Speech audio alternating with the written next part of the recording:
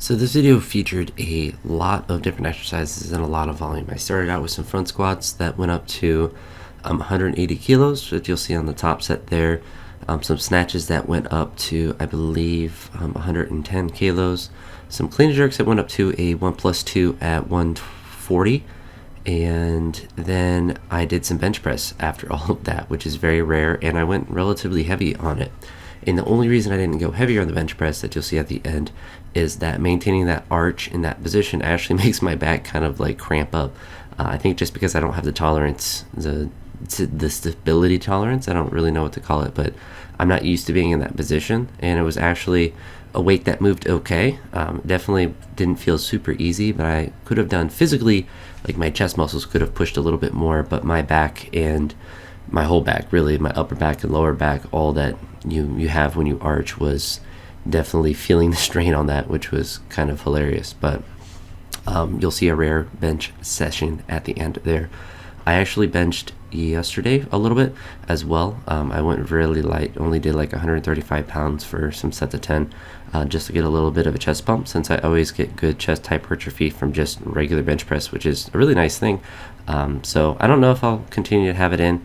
Definitely can't hurt, especially if I'm doing some really light bench just to get some chest pump. Might just be something I do like 1 or 2 times a week. Who knows? I also said that about the sled stuff too, and I haven't really done that much since I last had it on the video. So who knows about that? But the benching is pretty easy to set up, and I don't necessarily enjoy it, but it isn't very difficult, and I think it could be useful to have a bigger chest, just in general, for like lifting stuff, or to have a bigger shelf, I suppose. And potentially probably would help a little bit with the jerks and the overhead stability, potentially, as long as I don't get too crazy with it and limit my mobility. But I don't really like benching, so it's kind of nice that I won't really be like pushed to like go crazy with it too much. But you see here, I flipped around. They were the owners of the gym and some other members, they got like a new bar.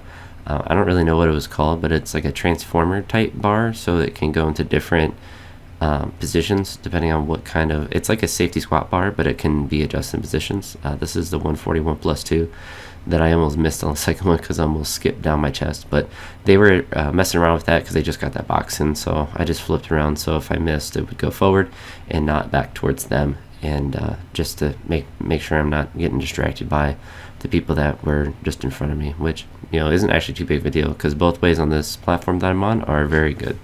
You'll see the bench here. Just a lot of it was just feeling out the position and where I needed to have the bar go, because I hadn't benched in a long time. But I just did plate jump to 225 to 275, and then dropped back down to 225 for a couple reps, and then down to 135 for like a set of 20, like a set of 15, and got a crazy pump and was sore for several days after. This was from, I believe, like the 9th of this month, and I still was sore from it from yesterday, and I'm actually less sore today, I think, because I got some more benching in. But I don't know how much I'll do in the future, how much I'll hammer this out, but it can't hurt, especially because they have nice bench setups and they have a lot of good bars for it, so it's really easy to do as far as the setup for it. And it's, you just lay on your back and get a little bit of a chest pump. So I don't know, we'll see. See if it has a benefit to how my overhead stability feels, and if it irritates my shoulder or something, then I'll see. We'll stop doing that, but we'll keep messing around with that.